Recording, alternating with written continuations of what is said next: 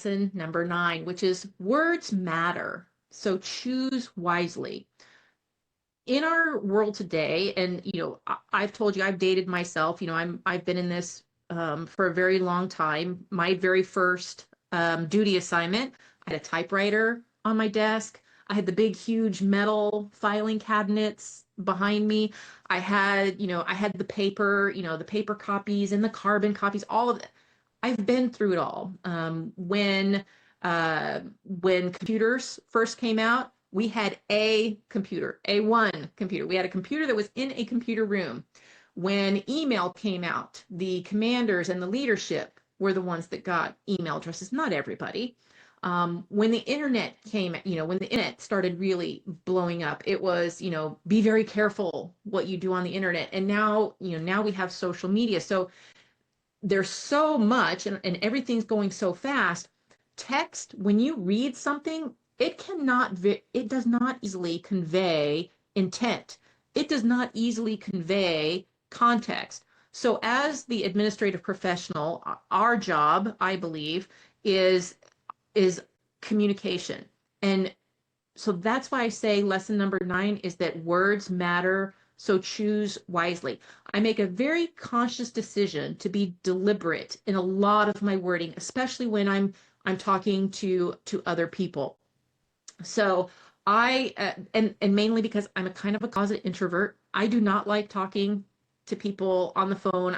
I don't do it. And so I do a lot of email. I do a lot of text.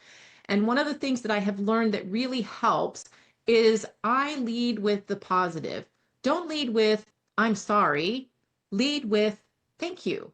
Not, I'm sorry it took me so long to get back to you, but lead with, hey, thank you for being patient with me. All right. So when you make that conscious decision to deliberately choose your words, it makes a difference with who you're talking to. And it's true that people remember how you treated them.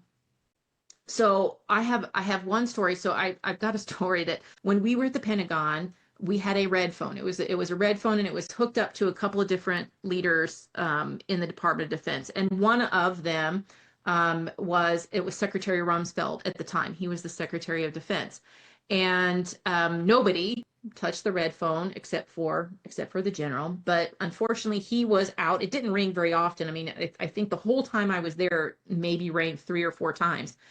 But it did ring, and nobody was in the office but me. And so I'm picking up the phone, and it's Secretary Rumsfeld on the other, hello, sir, and Secretary Rumsfeld on the other line. And he asks, for my general, which of course, he's not there. So, I take a message. And if anybody is ever, if they've ever seen General Rumsfeld or they've read about him, he's kind of a, gruff kind of guy. He's not what I would call a teddy bear by any stretch of the imagination. But, he was very abrupt, just, take this message. And at the end, I said, thank you, sir. Have a nice day. And he paused, and I don't know if maybe somebody never hadn't said that to him yet. He goes, thank you. I hope you have a great day too. It was just that little pause. And what's crazy is I don't recall ever speaking to him any other time I was in the Pentagon, but that one time I remember because he made the conscious decision to just make his words matter. And so that would be my lesson number 9 is that words do matter. So choose wisely.